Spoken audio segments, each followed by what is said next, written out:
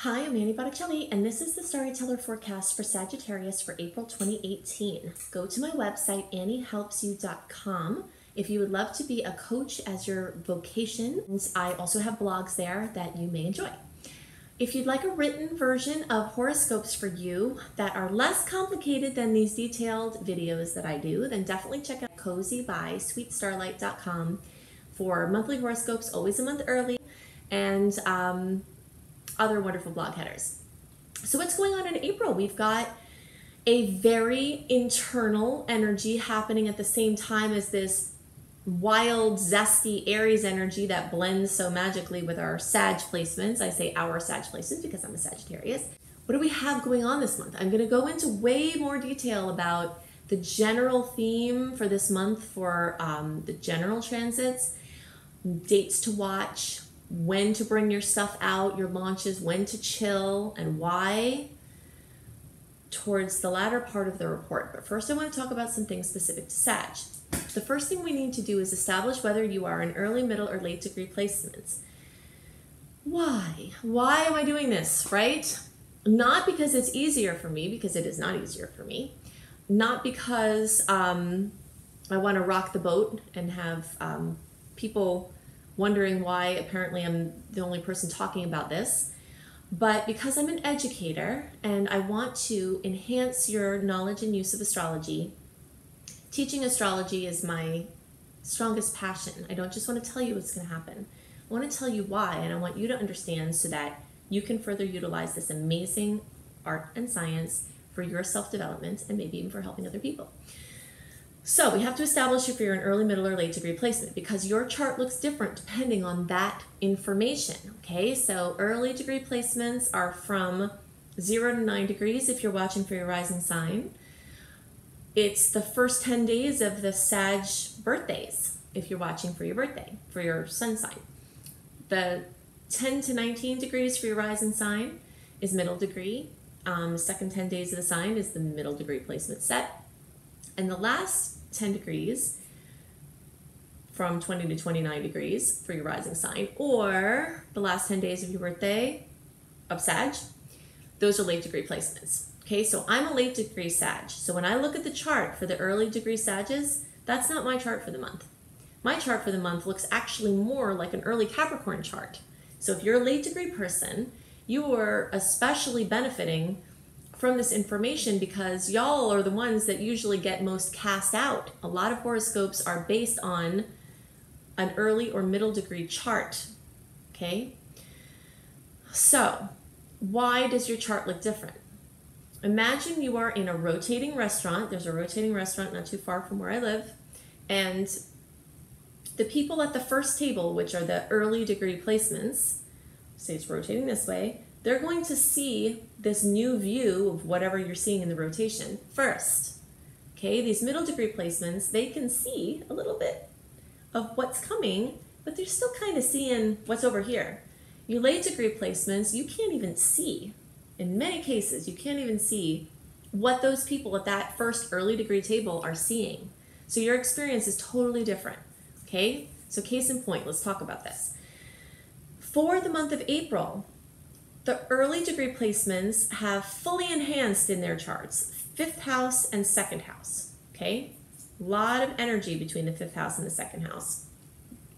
Middle degree placements and late degree placements, you have the 1st house and the 4th house still being focused on, okay? So what does that mean?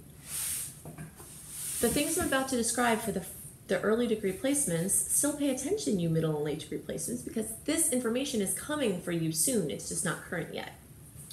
The 5th house has to do with your fun, your creativity. It has to do with what makes you feel alive with passion.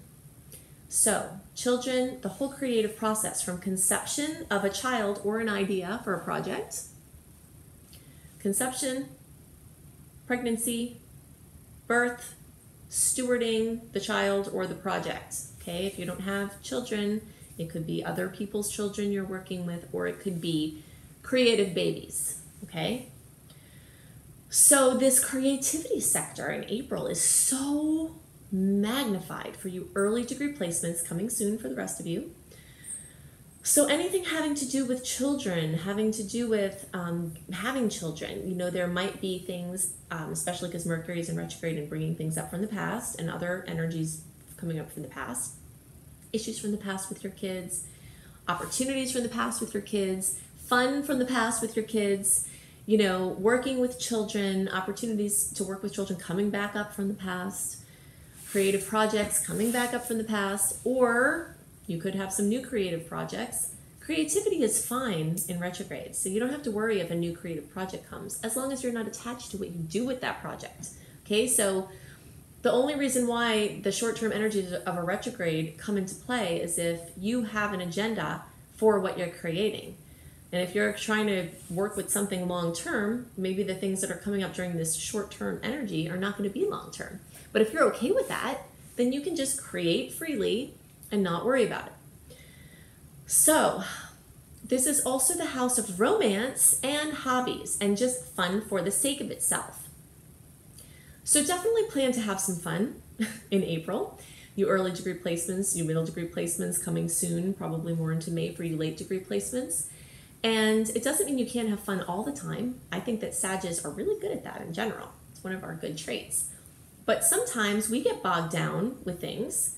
And this theme that's starting at this time is talking about getting the fun back in our lives, specifically linked to making money, okay? Because that's where this second house is coming in. We've got short-term energy there with Mars. This is the early degree placements coming for the middle and later degree placements.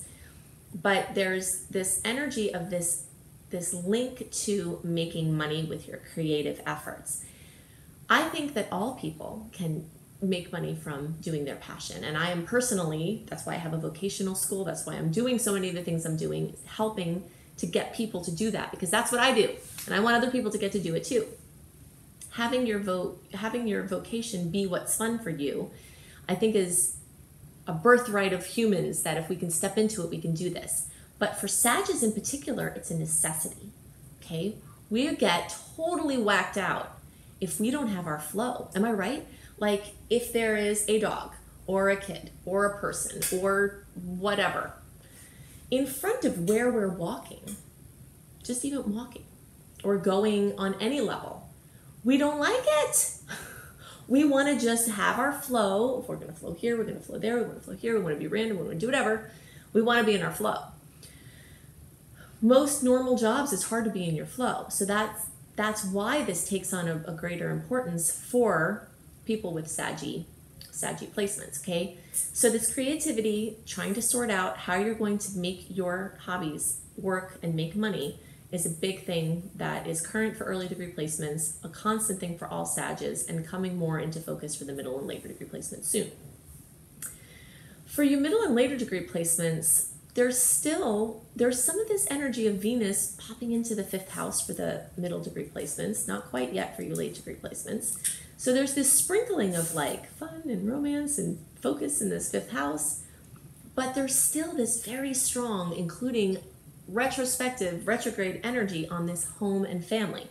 If you watched my report for March, you will remember that home and family supercharged was the theme for us that month, because this strong focus is continuing. So things having to do with home and family and relationships and emotions and emotional connections and childhood issues that are connecting to our current issues. We can only create what we are a vibrational match for. Bam!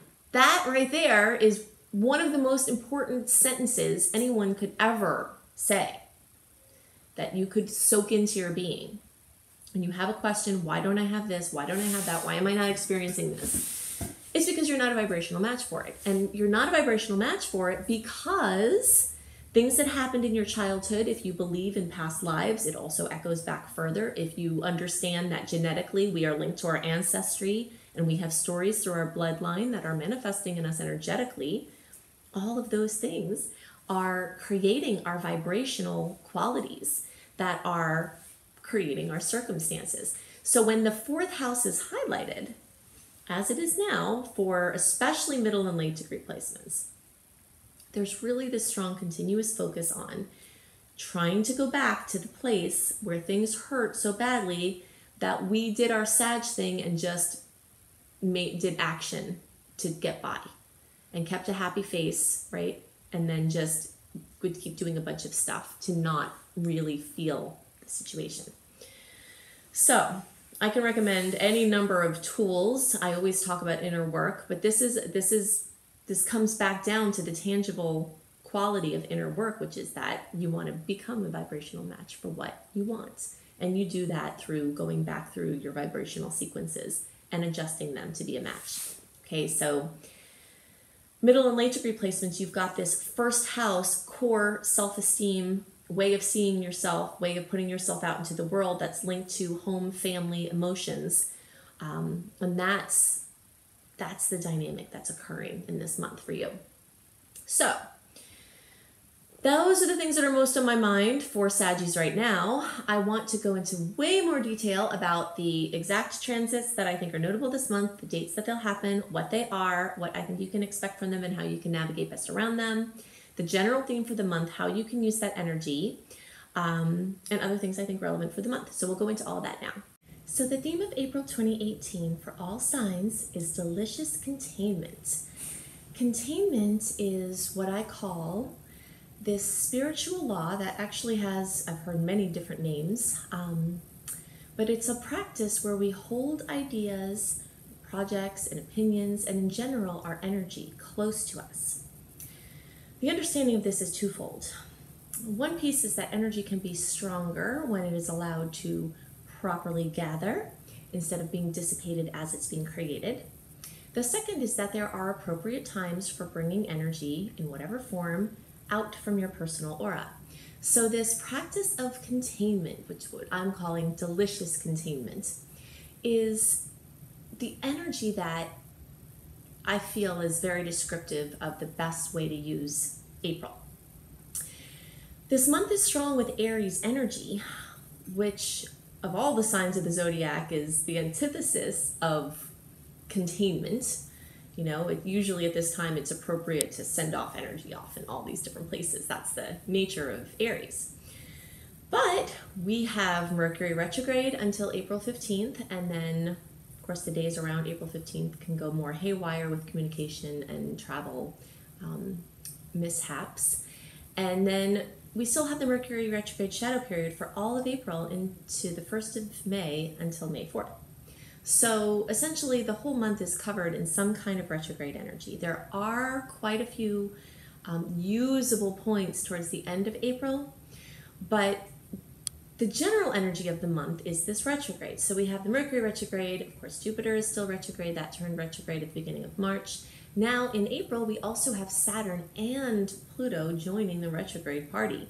So it's just an energy that, as I've talked about for months, you know, as as 2018 goes on, we're just getting deeper and deeper into this story of retrograde. So this month invites delicious containment as a viewpoint and a practice, and seeing this as an exercise, spiritual exercise, a mental exercise, emotional exercise, instead of a frustrating chore, can completely transform the experience. So the reasons, besides the fact of all the retrogrades, why I'm calling this a month for containment is because we've got this theme that started in March of Aries planets bumping up in a challenging aspect to Saturnian forces. And that's either through aspects with Saturn himself or some aspects with Pluto, which is in Capricorn. So this energy of this, you know, robust, youthful, zesty Aries energy, like the bull in a china shop, right? Bumping around. And then Saturn as this stern figure who is looking with, you know, with harshness upon the frivolity of this Aries energy. So a lot of the things that we try to put forth are going to bump up against these forces, which further reiterate why we want to hold things close to us, because criticism may be more, frustration around us, within us may be more, And so the more you can hold your energy close to you, the more you'll be better prepared for this, we'll call it a mini launch window in May. We talked about, if you've been watching my videos for a while, that starting from March into the middle of December 2018, we've got personal planets retrograde, Mars, Venus, Mercury, or their shadow periods dominating the whole rest of the year. So if you're trying to do something important, if you're trying to bring something out into the world, there is a pocket of time before the middle of December when this is done, this whole long retrograde story is done. So starting at the end of April and throughout May, especially more towards the beginning, there are these points that if you have to get something out before December, that these are really great striking points where you won't have to navigate as strong of retrograde energy. So I'll talk about some of those dates in April as we get up to the play-by-play. So your urge to take action could be very strong this month because Aries will make you do that. You'll know which things you need to further fine-tune or have patience with because they will be tested by these forces that are coming. So if you're trying to push something out and it's not working out, then do your best to not push through it and just sort of follow the signs.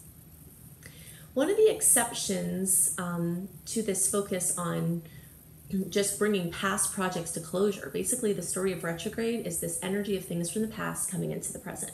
So retrograde times are a fantastic time to go over old projects, to go over old anything that you haven't done, unfinished task lists, anything that has been building up, taking care of those things is more favored than trying to start too many new things. Of course, if you do have to start a new thing, this window at the end of April, beginning of May is your best bet until December.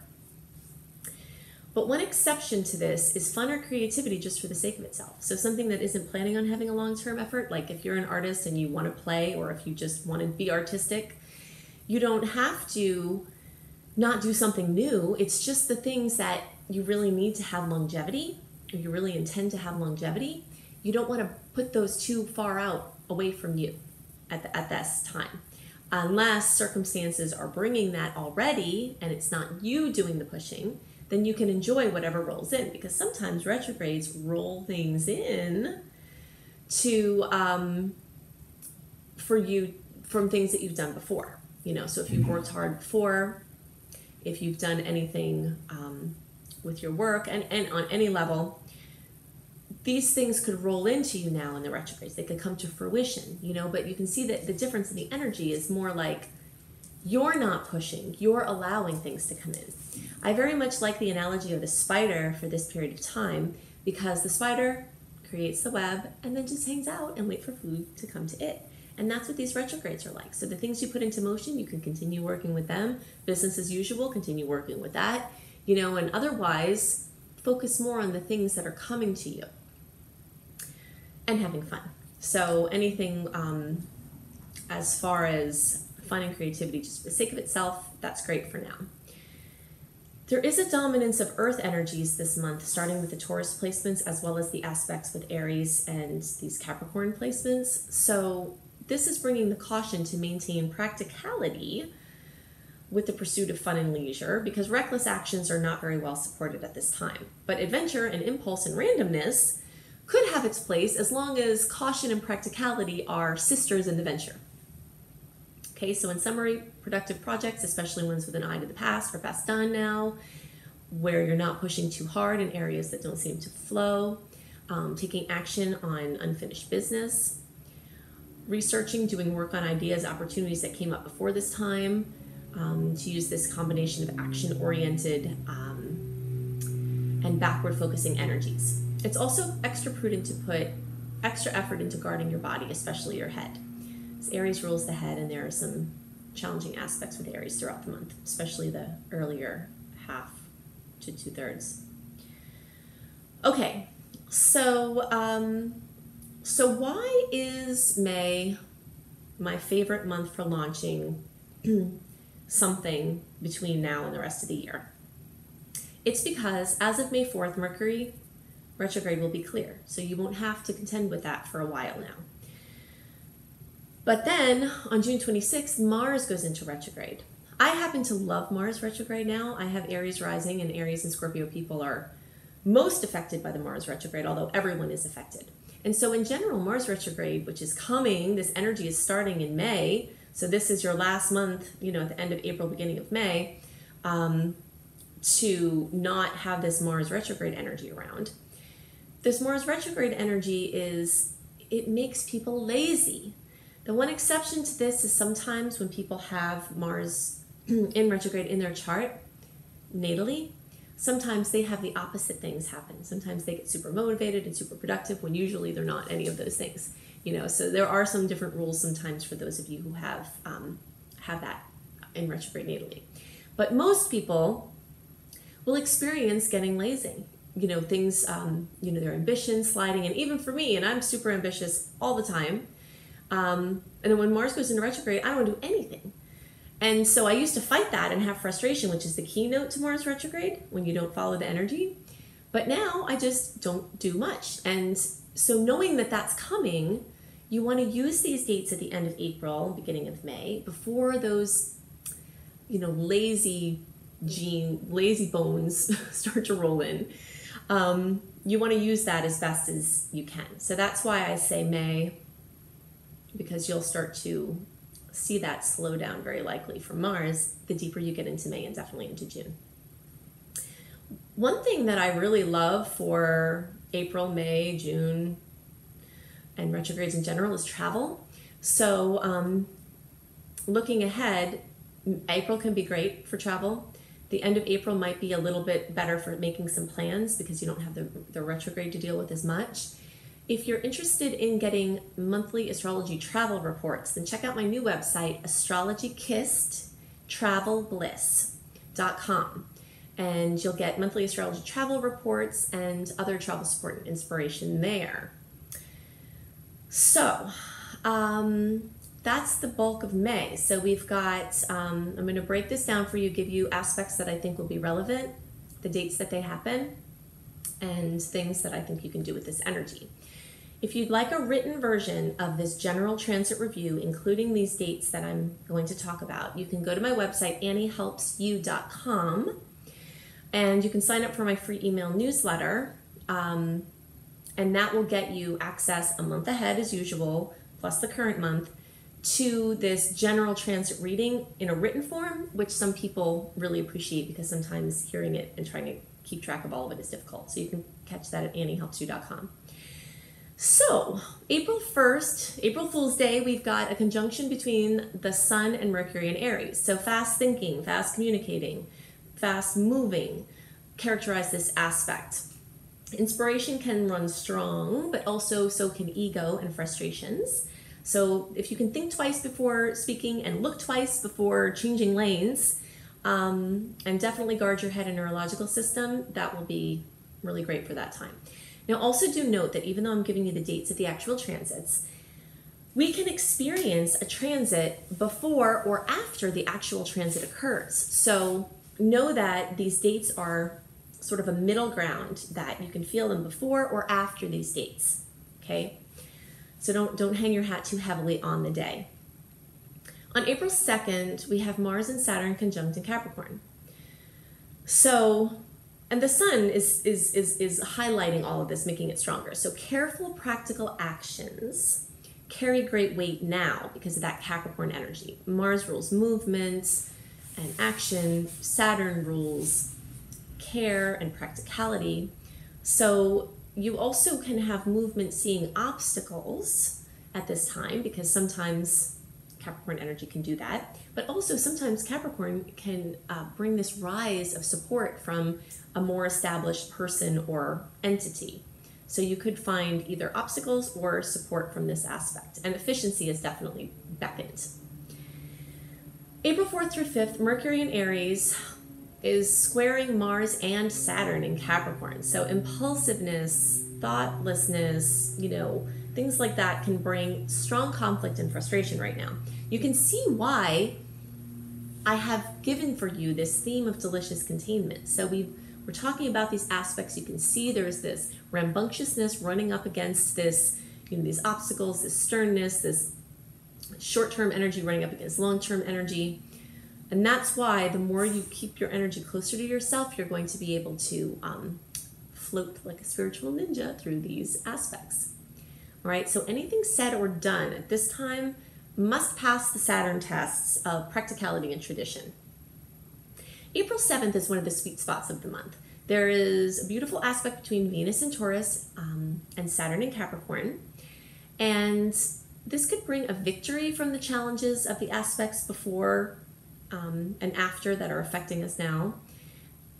And as the theme of the month is well thought out and careful planning, and action will win over frivolousness at this time. So, these earthy energies coming together in this beautiful aspect can bring some really lovely things in between these more challenging aspects. April 10th through 11th, we've got a really challenging aspect and we have a really great aspect at the same time. So the sun is squaring Pluto. Whenever we have a square, that's an aspect of conflict. It's a 90-degree angle and things are just, it's not, I always describe a 90-degree angle like when you have to come to a stop to make a turn, like a right turn or a left turn. It's awkward. So whenever we have this aspect in astrology, it's awkward. And it's, like it feels to have to come to a very slow stop when you're trying to make a turn. So vitality is drained by run-ins with unyielding authority figures. New ways of doing things could be heavily tested by old proven ways. The beautiful aspect that's happening simultaneously is Venus in Taurus making a trine to Mars in Capricorn. So classic female and male energies coming together in a beautiful way, in a supportive way. So this is another sweet spot here among the conflicts. So softer and more refined approaches bring great harmony now. There's this story of the Taurus placements this month having some really great aspects while the Aries aspects are having conflictive aspects. So it's telling us this story of this more refined Taurian energies, that really wins over the rumping and bumping of the Aries, just kind of recklessly moving around. So on April 12th, we have another Venus in Taurus beautiful aspect with Neptune. So sentiment and groundedness are blending nicely at this time, and hard work that carries heart is the best way to go. Okay, so things also rewarded now are the care of the senses and emotions. When we're combining earth and water energies, speaking to the hard work aspect within the heart aspect are going to be the best ways to use that. On April 14th, we have another great aspect, which is Mars in Capricorn making a great aspect to Neptune in Pisces. So this transit favors calm consistency, but working towards idealistic ends. This theme of earth and water in a beautiful aspect is strong this month at the same time as the other aspects. So this cluster of time in the middle of the month has a lot going on. We've seen a string of sweet aspects. April 15th, we've got the new moon at 26 degrees of Aries. So anybody that has Aries placements, especially near 26 degrees, is going to get an extra boost at this time. Or people with, other placements that, like in the fire signs near 26 degrees, are really going to feel that. So this is a time where it's a major astrological power period. And it's actually one of the best times of the whole year to do vision boards or for wishing. The new moon in Aries, the sun moving into Aries is the astrological new year. The new moon in Aries is the kickoff party for the astrological new year. And that's what's happening at this time. So it's zesty, it's forward moving. In the midst of this backward rolling, there are these bursts of effervescence. So you get 10 new moon wishes, especially on the topics of Aries related things. So independence, inspiration, balancing ego, motivation, healing anger in the neurological systems, and any other malady based in the head region, taking action or balancing impulsivity and maturity. On this same day, Mercury is going direct at 4 degrees of Aries. So the post-shadow period, like we talked about before, lasts until May 4th. So that means that every day past April 15th, we will have less of this confusion and interruption to plans from the Mercury aspect, but it will still be present. It will just be getting lighter and lighter towards the end of the month. These days around the time that Mercury goes direct, or retrograde for that matter, like the few days before and the few days after, tend to be a little bit more chaotic. So as this ruler of communication and mobility shifts gears, I always describe this as like having to do a U-turn. So you have to slow down, you have to completely come to a stop, you have to go back, and then you have to get back up to the speed that you were at. So once these days around the time that Mercury goes direct, that's like making the U-turn. Okay, so it's awkward. Cars rushing by you. You have to try to get in and get up to speed. That process of getting up to speed is the process between the time it goes direct and the time that the post-shadow period ends. Okay, so you'll be getting back up to speed between April 15th and May 4th. April 17th, we have Venus in Taurus opposing Jupiter in Taurus, Jupiter in Scorpio. So sensual desires can easily turn into gluttony at this time. Any aspect with Venus like this in opposition can bring excess. So excessive indulgence can be self-limiting at this time. It's definitely a lesson in learning when to say when on many different levels.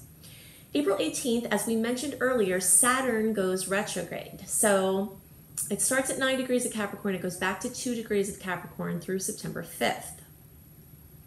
Saturn has been dishing out hard lessons and major manifestation in the Capricorn areas of life, so business, responsibility, relationship with father figures and authority, accomplishment, and one's place out in the world since the end of 2017. So these lessons and external focus start to lighten now, and they become more internal and more in the backdrop.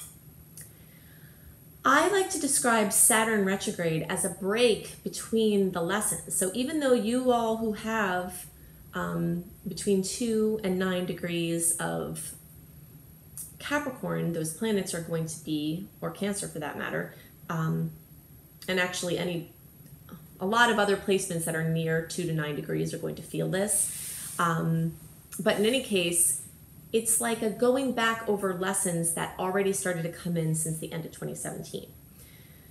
But it seems like the second time the lesson hits, it's a little lighter usually than the first time, because it's like it comes in and then it's like, oh, okay, well, this again. Although occasionally there is a situation where you didn't really get the lesson the first time, and so the second time you have to really get it. Okay, so Capricorn, Libra, Aries, or Cancer placements from 2 to 9 degrees are going to have a continuation of the stories of conflict that started at the beginning of 2018. And the people with 2 degrees to 9 degrees of Scorpio, Pisces, Taurus, or Virgo placements, the blessings that Saturn has brought in recent months will get more enhanced. Okay, so because there's positive aspects between those things. I don't want to even say positive. They're more coherent and easier. Ultimately, even the challenging aspects can be positive, and that's part of our work as spiritual seekers, to turn those lemons into lemonade. Okay, so on April 18th, the Sun and Uranus are conjunct in Aries. So the chance for jolting surprises are much more increased now. That's the tagline when you have the Sun and Uranus get together. And that can be for better or worse. So you, again, especially guard your head and neurological system. Be especially careful when you're moving your body. Look twice before crossing a street, before changing lanes, before doing anything reckless. I wouldn't plan your first super dangerous expedition that's physically challenging today if you can help it, because there are more variables. And if you do, you just have to be much more careful and aware of your body and other things that are around you. April 22nd, Pluto goes retrograde at 21 degrees of Capricorn, and it goes back to 18 degrees of Capricorn through September 30th. So Pluto really revels in this retrograde, and it's retrograde almost half of the year. So we really feel this more in the backdrop, but people who have placements from 18 to 21 degrees in the Capricorn, Libra, Aries, or Cancer will receive deeper doses of this Plutonian medicine that has been dealt in recent months. And there's really nothing short of major transformation afoot. And those who have placements from 18 to 21 degrees of Scorpio, Pisces, Taurus, and Virgo, the blessings that Pluto has brought in recent months will be further enhanced. Okay, so now we're starting to get into some of the energies that I really like if you have to launch something.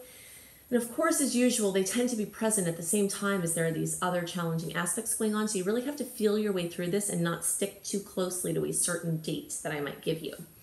But by April 23rd and 24th, we're far enough away from Mercury having gone direct that if you have to start to get some things done, Mars in Capricorn making a great aspect to Jupiter in Scorpio is wonderful for collaborations, especially for business.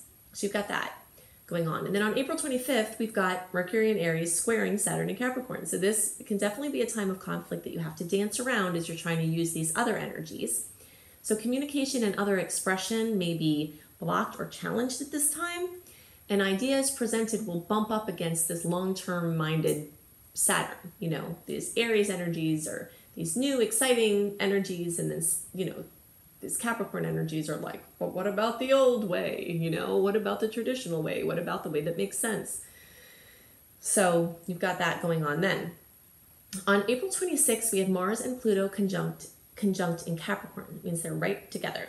So this can be an amazing time to get things done. So I really like this time for if you have to launch something, if you have to do something and you can't wait and it's flowing, the energy's flowing. You're not completely out of the Mercury shadow period yet, but it's definitely a very powerful time and you want to know about this date to use it if it's flowing. So important meetings and plans have great support now, but also note due to the aspect the day before with Mercury and Saturn, some lingering tests or conflicts could be standing before forward movement. On April 29th, this is another aspect that I love. The Sun in Taurus is making a trine with Saturn in Capricorn. So this is one of my favorite aspects for moving forward this month and taking steps to lock in long-term plans. So even amidst the previous, current, and upcoming retrogrades, this can be a great time to slip in some launches or big decisions or steps.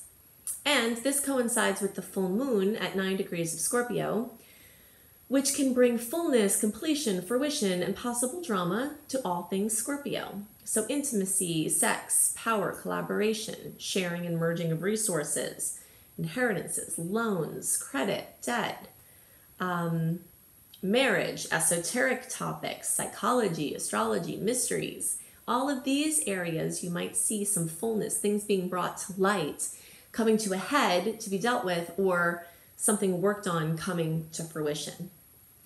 So those are the aspects that I find most noteworthy this month. Definitely go to anniehelpsyou.com. Check out my courses at my Shine Your Brilliance University. I have a vocational school where I can help train you into your new field that you love if you're in resonance with what I teach. I also have my Astaria School of Practical Magic, which is a wonderful esoteric school that helps you bring the less tangible understandings and wisdom of the universe into your tangible reality. Also, I have my website, Cozy by SweetStarlight.com, where you can get written horoscopes each month, which are much more succinct and lighter than the deep details that I go into in my videos. So you can check out CozyBySweetStarlight.com for your monthly horoscopes, always a month early, plus lots of other blog headers there. And if you would like a reading, then definitely contact my husband, B.R. Newman, at iamhelios.com, IAMHELIOS.com, and check out his website and all the offerings he has there, including tarot scopes and some really awesome choose-your-own tarot adventures. So I hope you have a wonderful month, and I'll see you next month. Bye!